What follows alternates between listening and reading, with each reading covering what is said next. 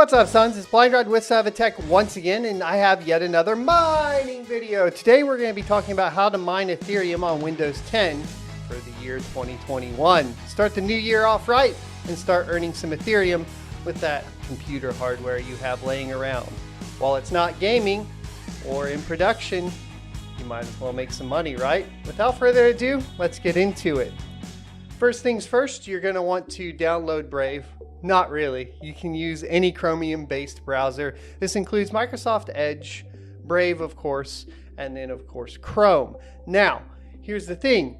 Brave is built on the blockchain. You can also earn BAT token while using Brave, and then you can use that token to trade out for some real-world money. Pretty awesome deal there. I highly recommend it, and its privacy tools are great, including options to access Tor straight through the browser and so on and so forth. Anyways, link will be down in the description. Check it out. It does work with all of your Chrome plugins, and the plugin we're going to be taking a look at today is going to be MetaMask. So every miner needs a wallet to store their currency. The reason I recommend MetaMask or mining to MetaMask right now is because once you get a payout, you will essentially want to go ahead and start utilizing the Ethereum that you have to make even more money. You can do this in MetaMask and Uniswap very easily. So I think it's a good step. And when you guys are ready to start learning about Uniswap and adding liquidity to tokens, let me know in the comment section below. The first thing you're going to do is just go to metamask.io and click the install MetaMask for Chrome. Alternatively, you can go straight to the MetaMask plugin page in the Chrome web store. Once there, you're going to click the Add to Brave button, or Add to Chrome if you're in Chrome, or Add to Edge if you're in Edge, and click Add Extension. Once the extension is installed, it will take you to a Get Started page. At this point, you're going to click Get Started. We're going to be creating a new wallet, so click Create a Wallet, agree, and then choose an easy password. Just kidding. Choose a difficult password. I recommend for creating passwords using a password manager. This could be anything from Kaspersky to LastPass or Dashlane. I have no preference. I currently use Kaspersky because it's built into my suite. So if you're interested in that, let me know in the comments section below. Once done, you're going to click I have read and agree to the terms of use. One more thing that you could use, which I will show you, is random.org. At random.org, you can scroll down to the password generator. Make sure that you have at least 8 characters for MetaMask and click Get Passwords. At this point, you'll be presented with a list of passwords, and this is an easy way and a free open source way without downloading any other software to generate random passwords. Next, we're going to click Create, and this is where you will get your secret key or secret words. This is for recovery of the wallet and is basically what you would use if you clicked the Import Wallet button and you're either moving browsers or moving machines and you just got a new machine. This is very important.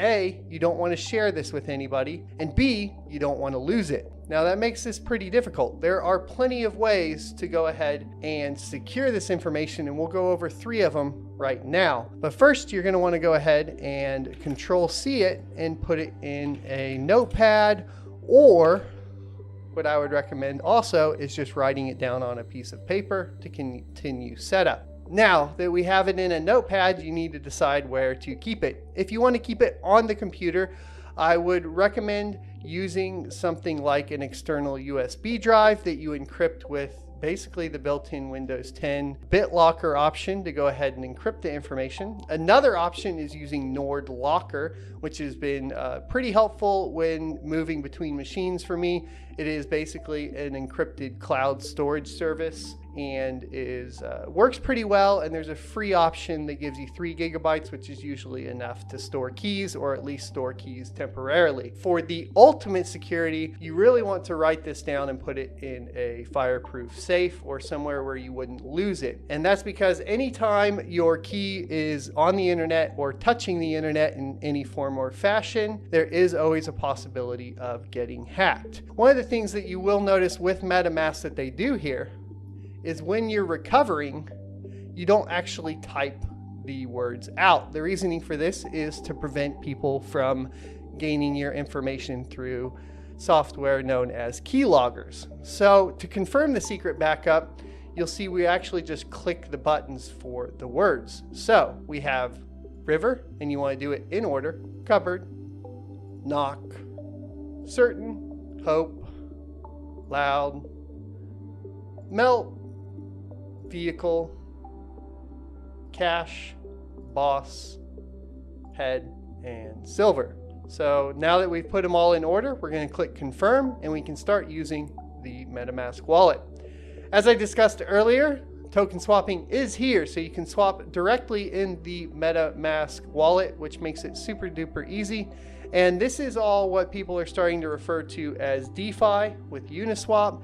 DeFi stands for decentralized finance, and is just an additional way for miners to essentially make money off of the coins that they've mined. That's why I recommend using MetaMask. Your other options for wallets include exchanges. However, it's recommended you never mine to an exchange, as well as paper wallets and hardware wallets. All of those options are great, but for beginners, I think MetaMask is the way to go. So now that we have this, we're going to go ahead and click our account and copy it to clipboard and paste it in that notepad. That way we know this is the recovery key for this wallet. This is your public wallet address, and it's okay for the wallet address to be exposed to the outside world because it's how you accept and send payments. Will all be tied to this address. The next step is going to be downloading the miner. So today we're going to be using LOL Miner 1.17. It was released 16 days ago, and we are going to be obtaining it directly from their GitHub. There are a lot of different phishing websites, as well as a lot of different issues when trying to search for a miner in Google or even DuckDuckGo, where you could download something malicious. And this is important because you need to keep in mind that all miners are considered malicious to some extent by every antivirus solution, which means you will have to make an exception. So you want to be very, very certain that you're downloading from a safe website, because you will have to allow it through, of course, your firewalls, as well as through the browsers, so on and so forth. Brave browser is a little bit easier. Chrome will try to block it, so will Edge. So if you want to avoid that, I don't find that the Brave browser blocks it quite as often, because obviously it's built on blockchain. So we're going to scroll down, and we are looking for the LOL Miner v1.17 win64.zip, and we're going to start downloading. Once downloaded, we're going to click the little up arrow and click show in folder. At this point, we can go ahead and extract it. I would recommend putting it somewhere that you want to access it from. I personally usually put it on a secondary drive called games under my miners folder. But for today, we're just going to extract it in the downloads folder. So you will right click and say extract all if you're using the built-in Windows 10 decompression tool, or you can use 7-zip or WinRAR. It's all up to you. If you are using 7-zip or WinRAR, I assume that you already know how that functions. So we're going to click extract all and then extract. At this point, we will have all the files to start mining. There are some pre-configured batch files here, and they are preceded by .bat. If you do not see the .bat or the .text, these are known as file extensions, and you will need to go into your folder options to be able to see them, and this will be important later on. So what you'll want to do is go down to your Cortana search bar and search for File Explorer Options. Once you have that, you'll click the View tab. And then down here, you want to uncheck the box for Hide Extensions for Known File Types. Because essentially, if we have it like that, this is probably what it looks like if you haven't already done this before. And yeah, I know. And there's my antivirus. So you see here that we basically have no file extensions. So if we wanted to create our own batch file, it would be a little bit more difficult. This just makes it clear. Uncheck it, click apply, and then you should see all of your file extensions. So now that we have our batch files, we need to go ahead and obtain the rest of the information to configure the files. We'll be doing that by heading over to our favorite mining pool, ethermine.org. The mining pool is up to you. There are many different options, and depending on your region, you may want to choose one that is closer to you. That being said, Ethermine is most popular in the US, but does have international options as well. And then, of course, in China, you have things like SparkPool, which would be the next largest one. And we will go over specific pools and maybe do pool reviews later on. If you're interested, let me know once again in the comment section below. So at this point, you'll just want to click the little menu button up in the top left and click the Start Mining option. And here is where you are going to find your mining server. They have options for Asia, Europe, US East, US West, and then of course the ports. You have your SSL port, your Stratum ports, and alt Stratum ports right here. We're going to be basically just modifying a pre-configured batch file from the miner that we downloaded. So we're going to go back to our file explorer. We are going to find the one that says mine ETH, and this is something we also need to talk about. Okay, so like I said, this is something we need to talk about. Your performance is going to be better on cards with over 4 gigabytes of video memory when using typically just the standard mine ETH. However, if you have a card that only has 4 gigs of video memory, you're going to want to play with the mine_ETH_4G batch file. Now, I am working on getting a 4 gig card to test with, and unfortunately the one that I thought I had was actually one of those reference RX 580s that you could flash and get the 8 gig version of. So guess what? It did have 8 gigs of VRAM on that particular card, so I don't actually have a true 4 gigabyte card to test with.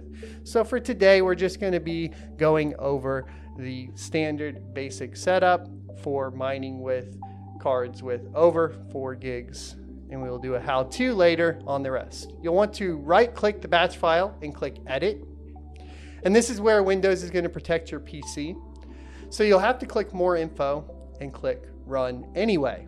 This is why we spoke about the importance of downloading it from the official GitHub as opposed to other sources, because you are going to have to add an exception to Windows. So we're going to click Run Anyway, and then here is our configuration file. As you can see, we have our set pool, and this is where we input the information from Ethermine. For us today, we're going to be using US1. So you'll go over to the pool, click Control-C, highlight the pool, and do Control-V. Then we will want to grab the port 4444, Control-C, and put that in the port, and it'll come right after the colon here. Make sure the colon is still there. And then we have our wallet address. Going back to our public wallet address, over here, we're going to highlight it and do Control-C, and then come back over here and do Control-V. Now we have our wallet address and the pool set. We're going to click File and Save. Once we've done that, we can go back to the folder and double click the batch file to start the miner.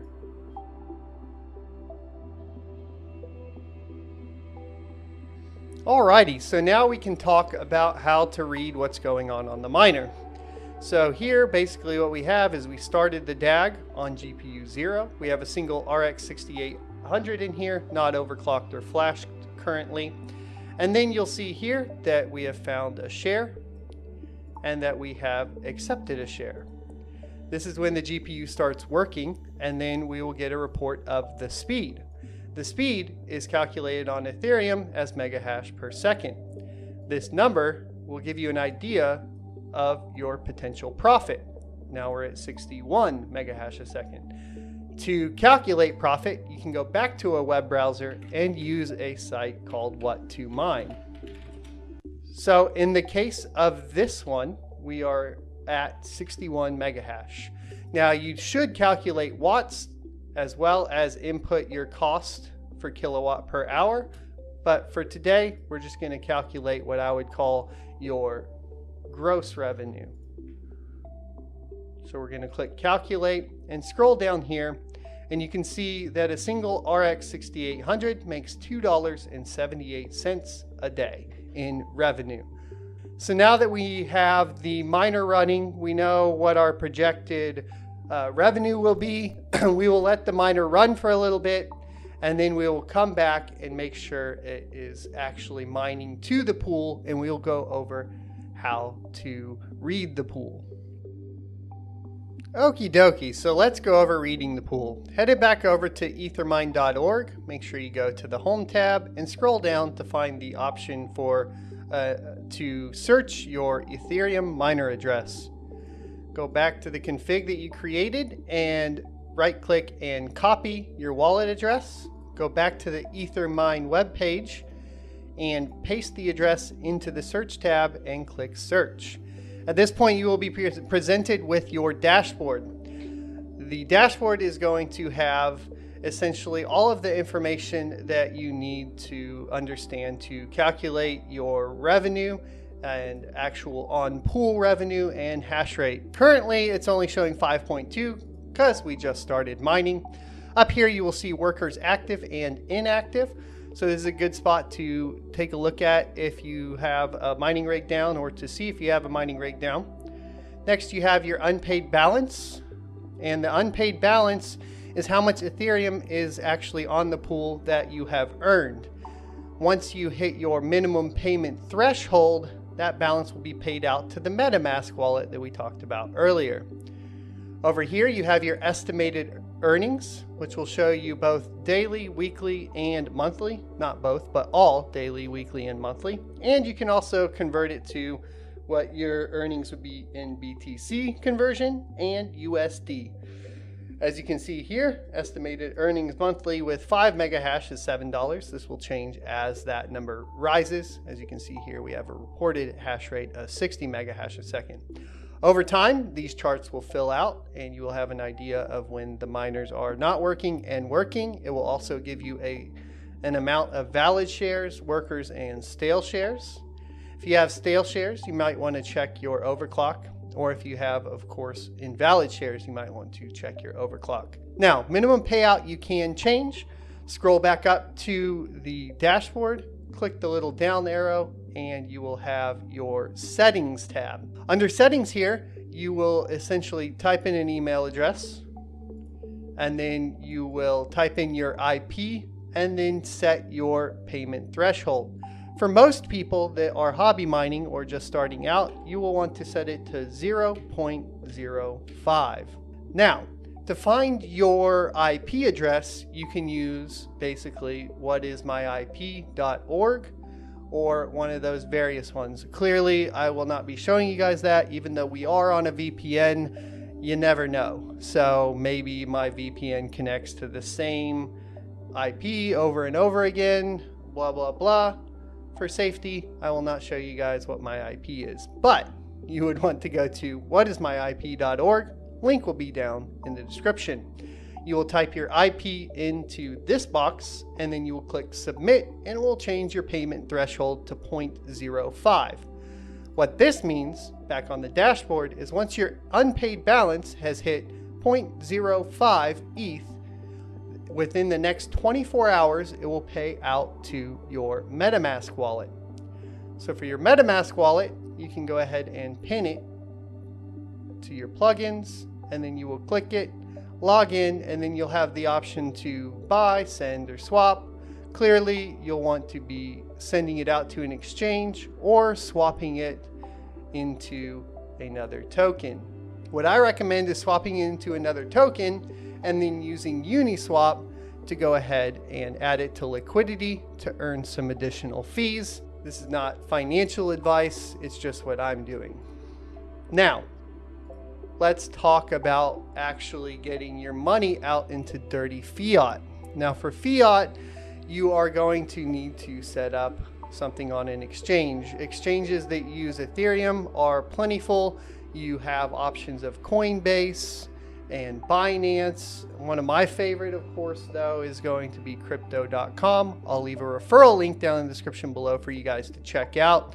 If you click it, you get an extra $25 for signing up. I get an extra $25 for signing up, all up front. That's how you do it. Crypto.com will allow you to exchange currencies as well as add it to a card. You can get basically a debit card from them, and you can directly add it into the app and just click the top up button, and it's pretty awesome. I highly recommend it, except for one big caveat, and that's that you don't control your private keys. So it actually holds it in kind of a master wallet situation. I wouldn't recommend keeping a majority of your assets in Crypto.com or, of course, even something like Coinbase. Personally, I would feel better with MetaMask, a hardware wallet, or, of course, an offline wallet all the way. So hardware wallet options are things like the Ledger and, of course, Trezor. We can cover those in another video, and let me know in the description below, out of all the videos we've mentioned, which would be most helpful for you. Thanks everybody for watching. I hope this video was helpful. If it was, leave a like, comment, and subscribe down below. And as always, I'll see you next Tuesday.